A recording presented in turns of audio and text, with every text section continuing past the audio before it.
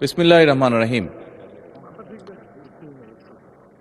মাননীয় স্পিকার, মাননীয় সকল সদস্যবৃন্দ, আমি প্রথমেই মাননীয় বিরোধী দলীয় নেতা এবং বিরোধী দলীয় সকল মাননীয় সংসদ সদস্যবৃন্দকে ধন্যবাদ জানাচ্ছি।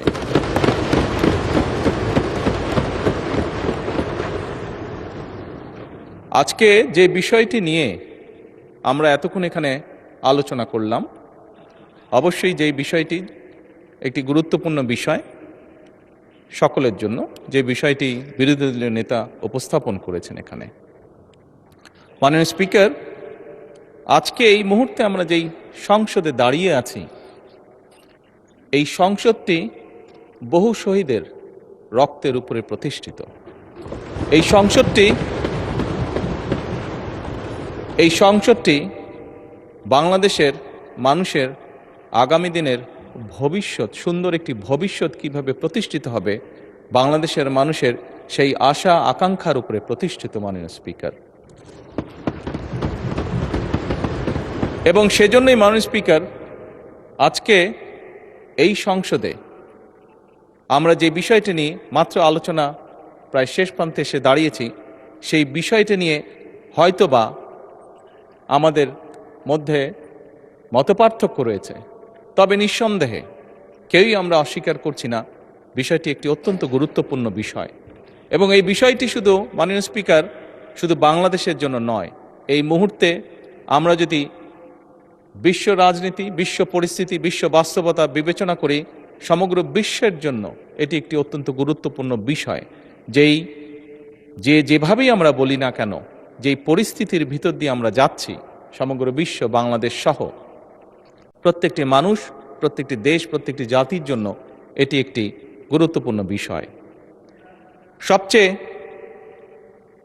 ভালো যেই বিষয়টি আজকের আলোচনার, সেটি হচ্ছে, আমি মনে করি একজন রাজনৈতিক কর্মী হিসাবে আমি মনে করি যে আজকের এই সংসদের প্রত্যেকটি সংসদ সদস্য, আজকে এই সংসদে প্রত্যেকটি রাজনৈতিক দল, আমরা মনে হয় একটি জায়গায় উপনীত হয়েছি যে আমাদের আর যা কিছু ব্যাপারে মতপার্থক্য থাকুক না কেন, দেশ এবং দেশের মানুষের স্বার্থ রক্ষার ব্যাপারে আমাদের কোনো মতপার্থক্য থাকবে না।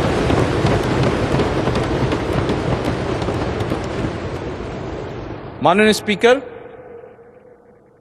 সকল সময় আমার দলের পক্ষ থেকে আমি বলতে পারি, দেশ এবং দেশের মানুষের কোনো বিষয় যদি আমাদের সামনে কেউ উপস্থাপন করেন, যদি আমাদের কাছে দেশ এবং দেশের মানুষের স্বার্থের ব্যাপারে কেউ কোনো প্রস্তাবনা দেন, আলোচনা করতে চান, পরামর্শ দেন, সুপারিশ দেন, বাংলাদেশ জাতীয়তাবাদী দল সকল সময় প্রস্তুত সেই বিষয়ে আলোচনা করার।